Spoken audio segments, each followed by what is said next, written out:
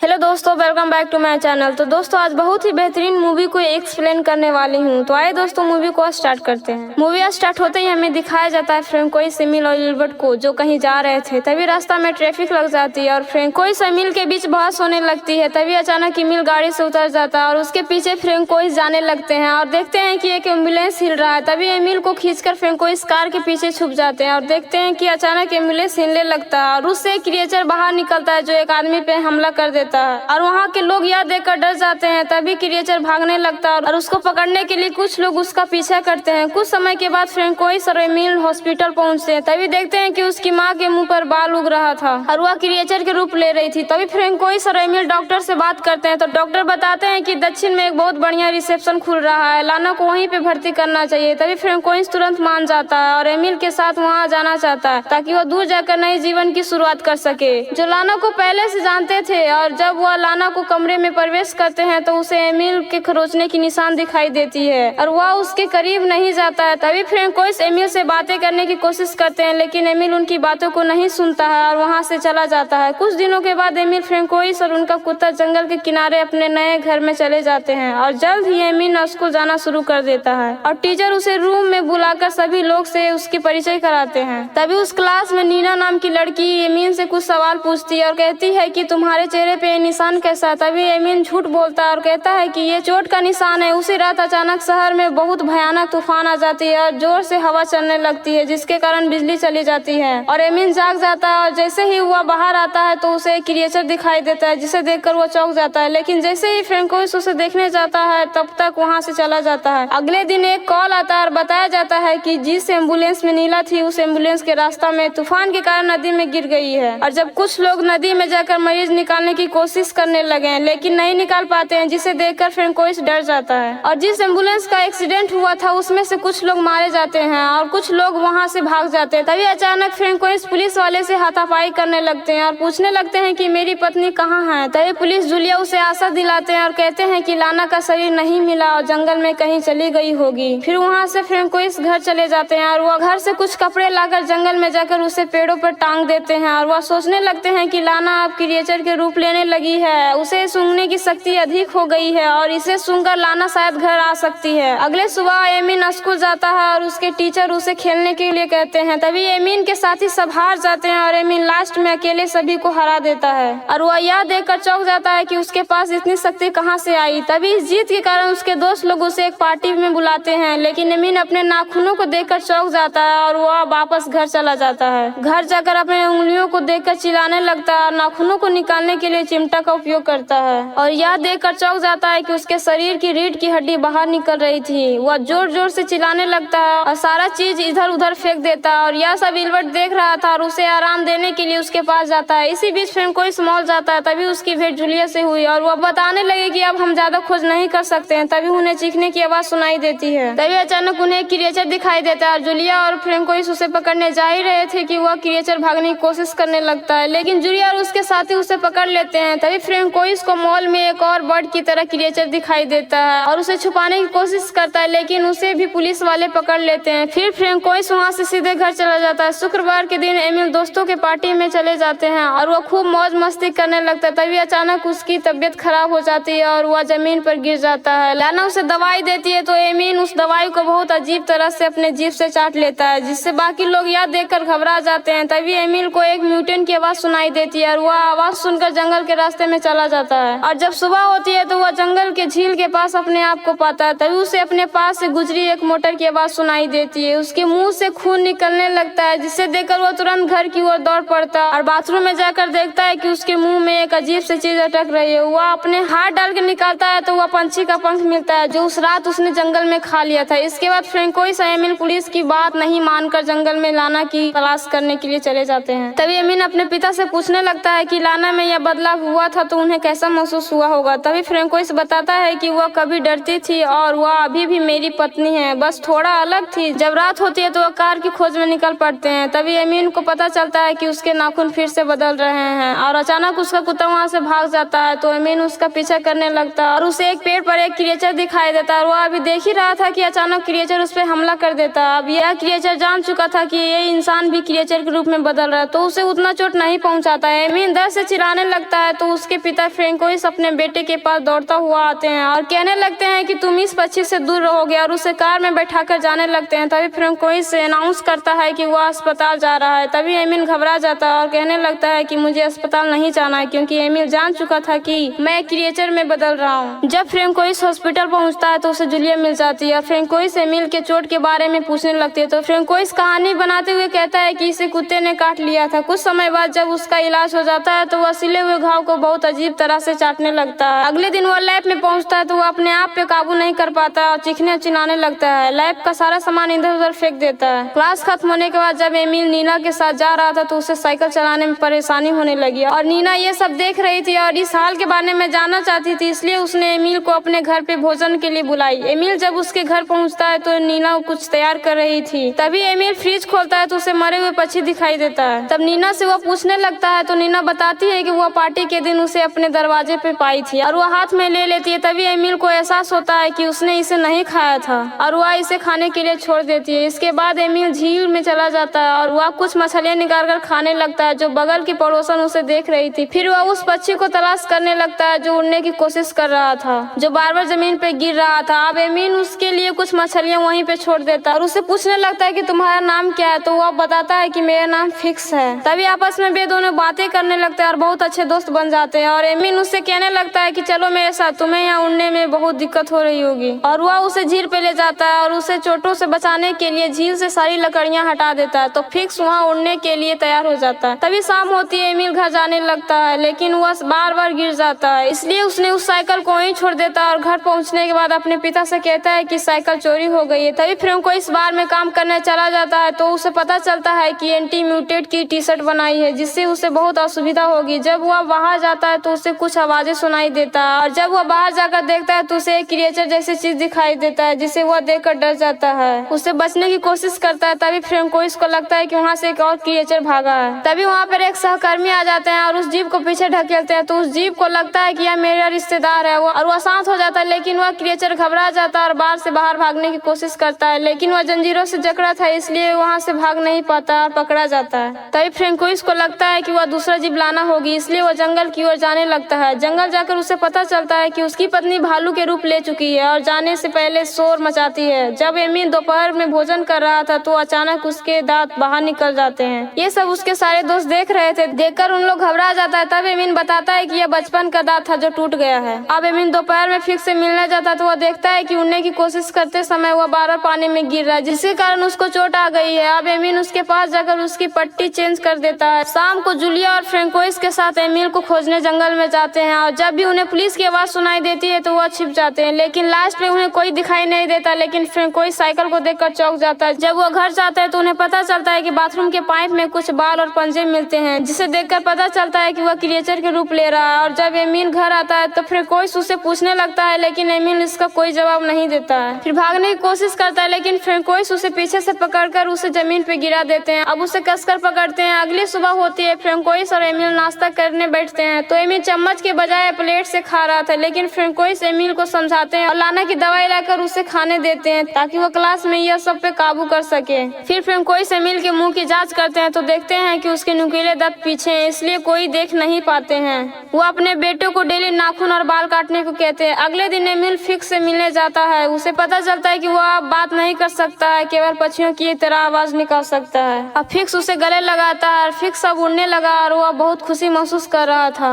अब एमिल उस समय पहुंचते जहाँ उसके पिता काम कर रहे थे। तभी फ्रेंकोइस उसे देखकर उस पर चिल्लाने लगते हैं और आपस में बहस हो जाती है। बहस के कारण उन दोनों के बीच झगड़ा शुरू होने लगती है और एमिल गुस्सा से पिता को चोट पहुंचाने लगता है। तभी फ्रेंकोइस उसे गले पे कैंची रखकर उसे धमकी देते हैं। तब जाकर वह शांत होता है। एमिल परेशान हो जाता है और वह नीना से मिलने चला जाता है और आपस में बातें कर रहा था तो नीना उसके पीठ पे हाथ फेरती है तो उसे पता चलता है कि इसकी रीढ़ की हड्डी बाहर निकल रहे हैं, लेकिन वह जानती थी। फिर वे दोनों उस सब में लौट जाते हैं और जब एमिल बाथरूम से बाहर निकलता है तो उसके साथी में से एक आदमी आवाज सुनाने लगता है जो केवल जानवर ही सुन सकते हैं। एमिल अपना कान बंद कर चिल्लाने लगता है। तुरंत ही अपने हाथों से उस आदमी को घायल करके वहाँ से चला जाता है जंगल में। तभी कुछ लोग उसे ढूंढने के लिए जंगल में चले जाते हैं। तभी एमिल यह सब देखकर भागने लगता है। उनमें से एक आदमी एमिल पे गोली चलाने लगते। तभी अचानक फिक्स आ जाता है और फिक्स को गोली लग जाती है। एमिल तुरंत अपने दोस्त के पास जाता है और रोने लगता है क्योंकि फिक्स उसकी बाहों में मर जाता है। अब एमिल जंगल में चला जाता है और जब रात होती है तो वह भोजन के लिए फल खाने आने लगता है। तभी अचानक तूफान आती है और एमिल गुफा के अंदर छुप जाता है। और जब एक भालू उसके पास आता है तो वह देखकर डर जाता है। तभी पता चलता है कि उसकी माँ है। एक दूसरे को गला लगाते हैं, फिर लाना वहाँ से चली जाती है। एमिल उनका पीछा करते हैं, तभी उसे एक गिरगिट जैसी लड़की दिखाई देती है। तभी अचानक उसे आकाश में आग की लपेटे दिखाई देता है। उसे पता चलता है कि उसे ढूंढने सेना आ रहे हैं और वह भागने की कोशिश करता है, लेकिन सैनिक दर्दनाक ध्वनि का उपयोग करके उसे पकड़ लेते हैं। तभी फ्रैंकोइस पुलिस स्टेशन आते हैं और अपने बेटे को बचाने के लिए बहाना बनाते हैं और कहने लगते हैं कि वह नशे में था, इसलिए वह जंगल में पहुंच गया था। हालांकि एमिल को जब पेपर पर साइन करने के लिए कहते हैं तो एमिल घबरा जाता है, जिसके कारण उसका सिर टूट जाती है। फिर पुलिसकर्मी उसे एक नया पेन देते हैं, लेकिन उस पर गुर्राने लगता है, इसलिए फ्रैंकोइस तुरंत पुलिस वालों को धक्का देकर वहाँ से भाग जाते हैं। सफलतापूर्वक एमिल को लेकर वहाँ से चला जाता है और वह शहर छोड़कर जाने लगते हैं। तभी पुलिस उनका पीछा करने लगते हैं, लेकिन फ्रैंकोइस एमिल से वादा करते हैं कि उसे सही सलामत जंगल में छोड़ देंगे। फिर फ्रैंकोइस तेजी से गाड़ी चलाने लग जाते हैं और अपने बेटे को दौड़ने के लिए कहते हैं, तो एमिल खुशी के मारे चिल्लाने लगता है। इसी के साथ मूवी समाप्त होती है।